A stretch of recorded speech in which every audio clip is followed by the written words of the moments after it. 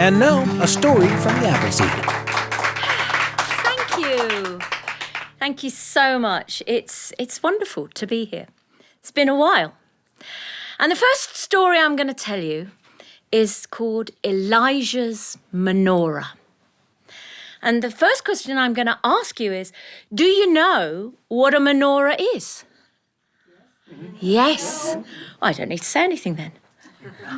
Actually, I do, because who knows? A menorah is a candlestick. It's a 7-branched candlestick that Jews use, and we light them for high holy days. And they're wonderful. They're beautiful things.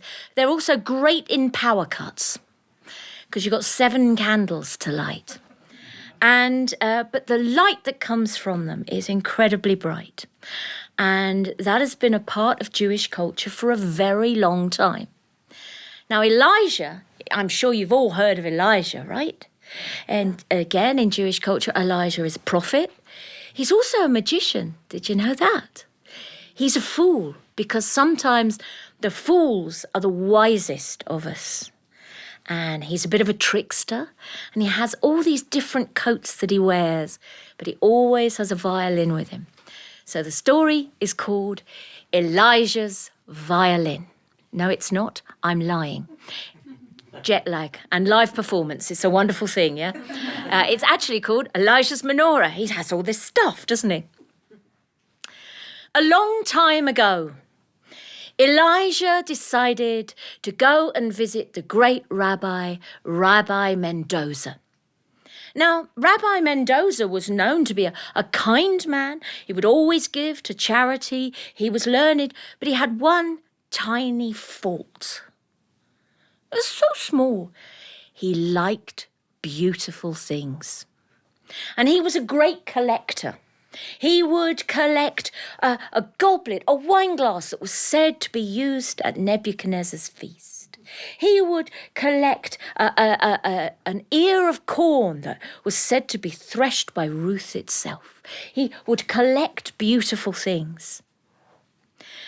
Now, when Rabbi Mendoza asked Elijah to come and visit for supper over one of the high holy days, Yom Kippur, the Feast of Atonement, well, Elijah went. But before he went, he prayed.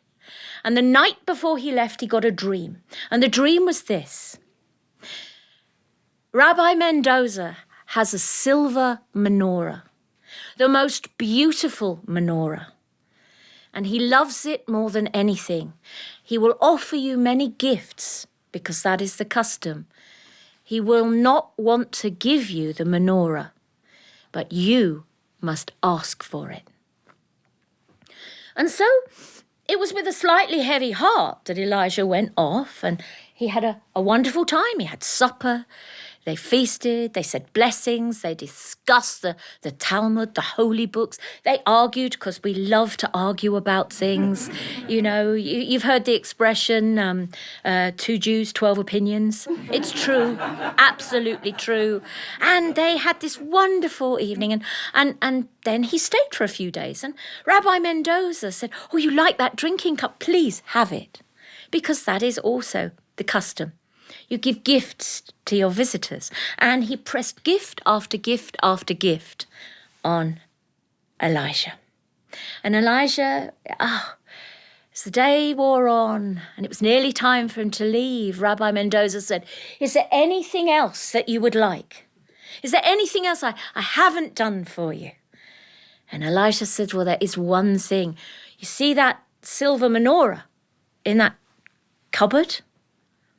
I would like you to gift me that.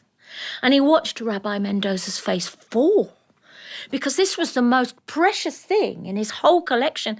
And he watched the struggle, inside the man when he didn't want to give it, but Elijah had asked for it, and it would be so rude not to. And so he put it off, and they had a few more drinks, and they had a little more arguing and discussion. And then it was time to leave, and he hoped that Elijah had forgotten. But Elijah hadn't. He said, so about the menorah. He said, yes, of course. And it was wrapped up, and it was put in a great wooden chest with all the other gifts that he had received. And poor Rabbi Mendoza was almost in tears as he watched this menorah go. But he'd given it.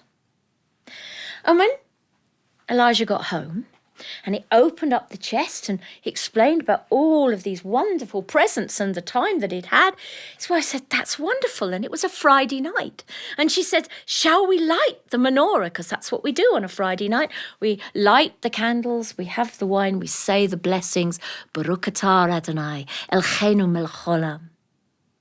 "No," says Elijah, "it's to be put away in a cupboard." And everyone was a little surprised because he'd made such an issue about having this menorah, and then he didn't want to use it. It was just put away in a cupboard. And the next year at Yom Kippur, she said, "Shall we light it?" And he said, "No, it's to go in the cupboard."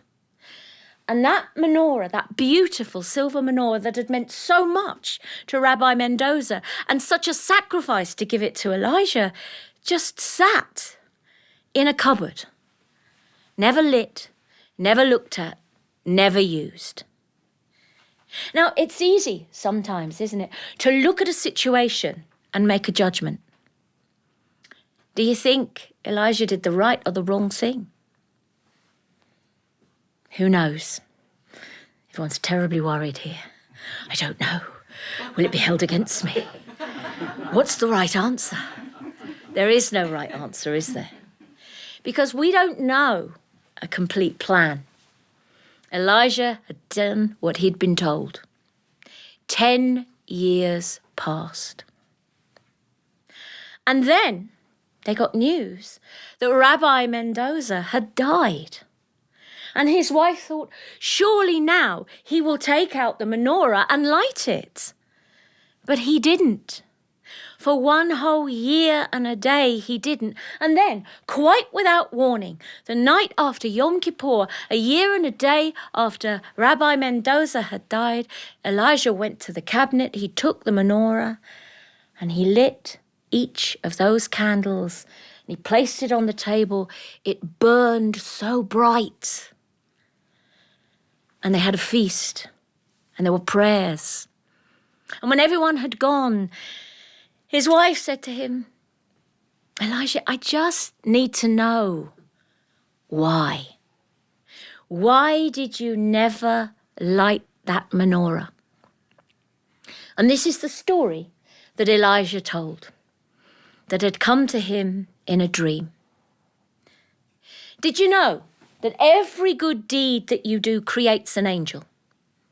Every good deed. But if you do a good deed with a slightly not perfect motive, the angel that is created has a fault. Maybe a limp like me. Maybe something not quite as strong as it should be. Maybe not enough feathers in its wings. Now, when Rabbi Mendoza had given the menorah, he didn't want to give it. Because, you see, the menorah had belonged to a farming couple.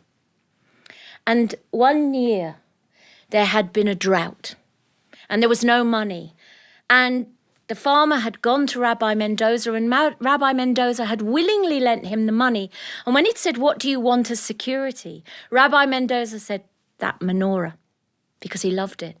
And in his heart, he secretly hoped that they wouldn't be able to pay the money back so he could have the menorah.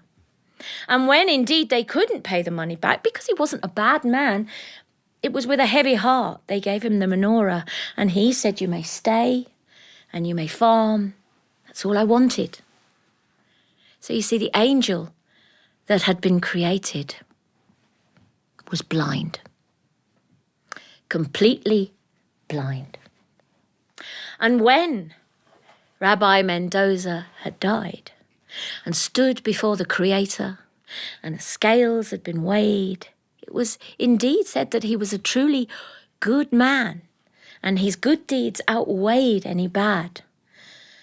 But the angel that had to guide him to the gates of paradise must volunteer. And the angel that volunteered was his blind angel.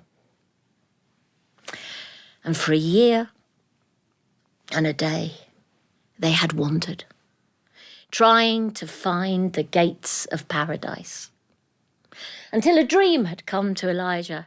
Now is the time to light the menorah, when all will be made whole.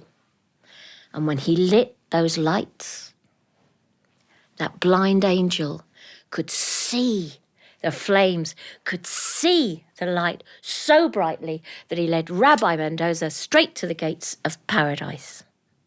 And as for Elijah, well, that candlestick was there that could be borrowed by anybody. For high days, holidays, weddings, funerals, whatever you wanted, you would go to Elijah and say, "May I borrow Rabbi Mendoza's silver candlestick?" And he would say, "Yes, but burn it bright," to celebrate his blind angel that finally led him to the gates of paradise. Thank you very much. Thanks for joining us for a story from the Appleseed.